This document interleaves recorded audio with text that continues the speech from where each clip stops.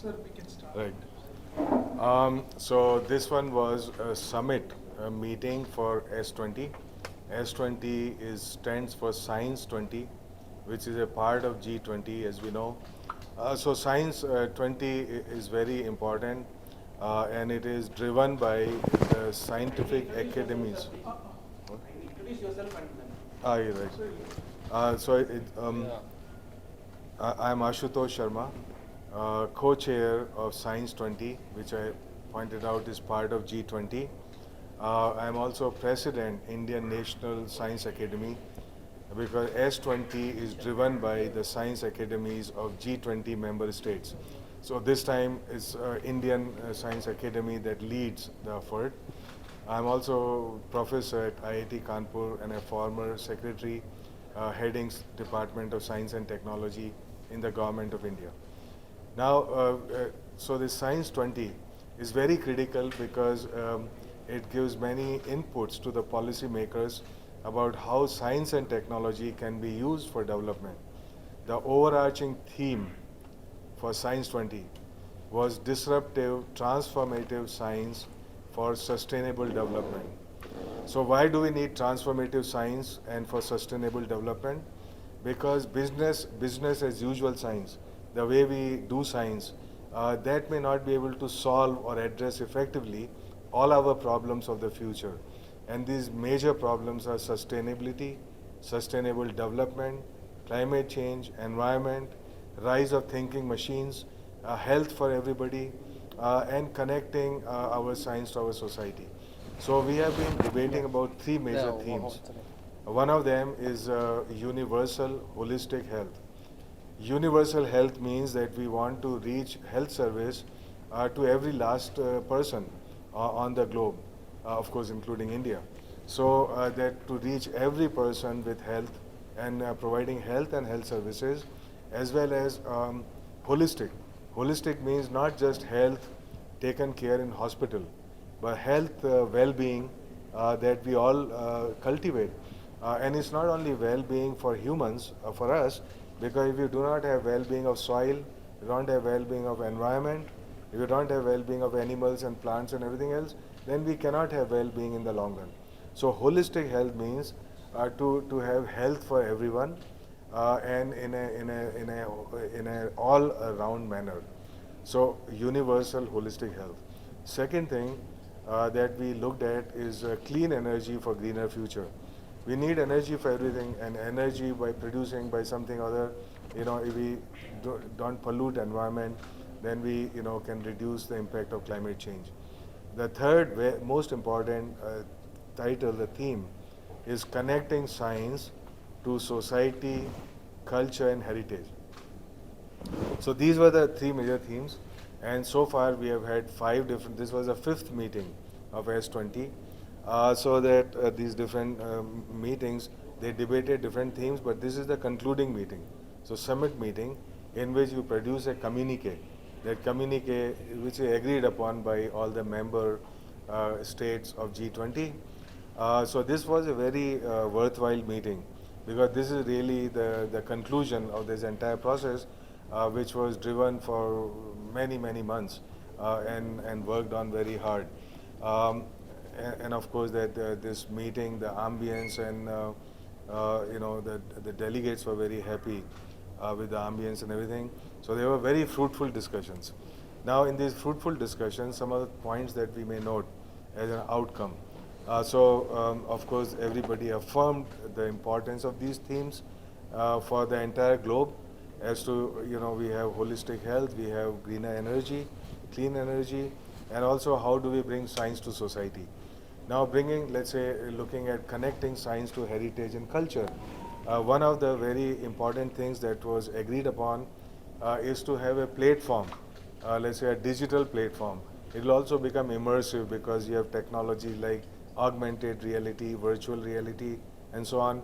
So all our heritage, tangible, intangible, you have a festival here, but the whole world should know about your festival, about our culture. So how do we actually do that? How do we reach out to people? So all architectural heritage, linguistic heritage, food heritage, all the culture, whether it is our clothes and food and everything. so that there is a big platform which is global, and we all the countries put their heritage in there, so we know the overall heritage of the mankind. Even sometimes monuments disappear over centuries, but who will know about this after 500 years? So unless we have preserved them digitally, so that you can even rebuild them if you wanted to at some point. We all know like this Bamiyan Buddha got destroyed, but if we have it, preserved its memory in a digital form, its form in the digital space, then we are able to rebuild that thing again. So this common heritage of mankind will this way will get preserved, and all the other countries will you make use of this platform. A very very compelling initiative, greatly liked by everybody. Another big initiative is having access to clean energy, which means renewable energy and so on. We know solar energy, wind power, hydroelectric, and many other things like hydrogen is coming up now, green hydrogen. So all of this point is, how does every citizen have access to this clean form of energy, so we don't pollute more the environment and control the processes of climate change. So this is another big initiative that was put in the communique.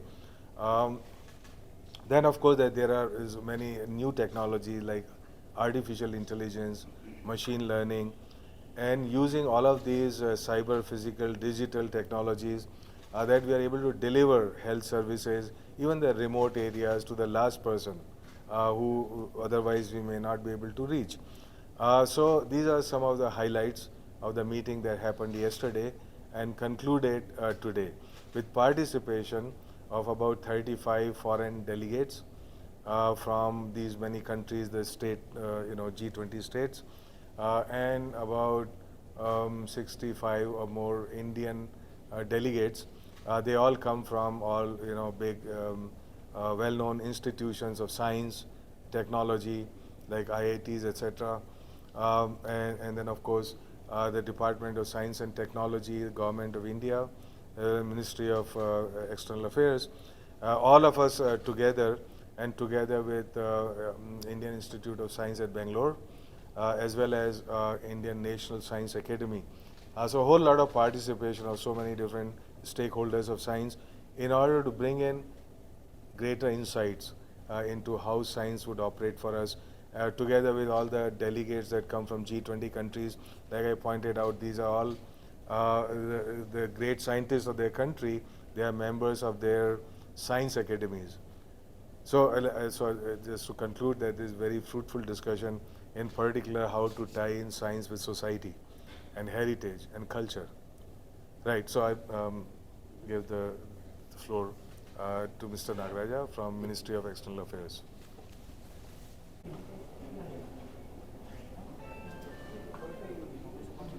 Center point. Microphone. What? Just little center. Center. You have to. I should come you have here. to look. And as has been summarized very clearly and effectively by Shri Ashutosh Sharma, I think the S20, which is an engagement group, the engagement group is different from a working group.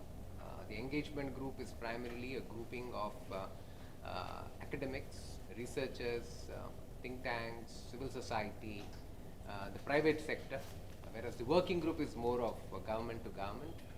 So the engagement group has a very important role to play in the overall conversations of the G20, and the S20 primarily focuses on the underpinning is science and how can science contribute to the welfare of the world, and that was precisely done during our G20 presidency, where the focus primarily has been on, as Professor Ashutosh Sharma had very clearly put it, it's on energy. And when we talk of energy, the focus has been on how do you ensure just transitions. When you move from your current energy mix to greener fuels, the transition process also needs to be managed very effectively in order to ensure that the burden is not transported to the developing world. So there's broad discussion on this particular aspect, particularly on the kind of technologies that the world needs in order to make these transitions globally just. So that's a very important concept. The second aspect that you would see is that the S20 during India's presidency has also brought in how the interface between science, culture, and society. This is something very, very significant. That is, end of the day, science is for humanity, and people, the common people, need to see its impact. So, in this area, I think the focus has been rightly been brought about how can science and digital technologies can be used for restitution of cultural heritage. How do you protect your cultural heritage? So that's a very important dimension. A very good example has also been provided by Professor Sharma. The overall theme, as you've seen, is all about technology disruptions. The world today, is heavily reliant on science and scientific advancements. The way we coped with the pandemics. Today, the world is faced with a triple planetary crisis: biodiversity loss, environmental degradation, and pollution.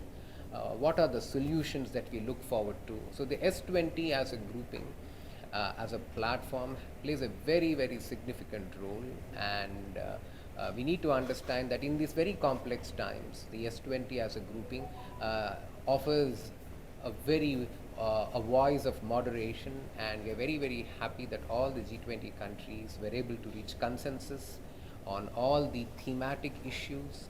And so, we are very happy that today in the morning we had concluded all our negotiations, and all G20 countries have reached consensus, and the joint communique will be released very soon.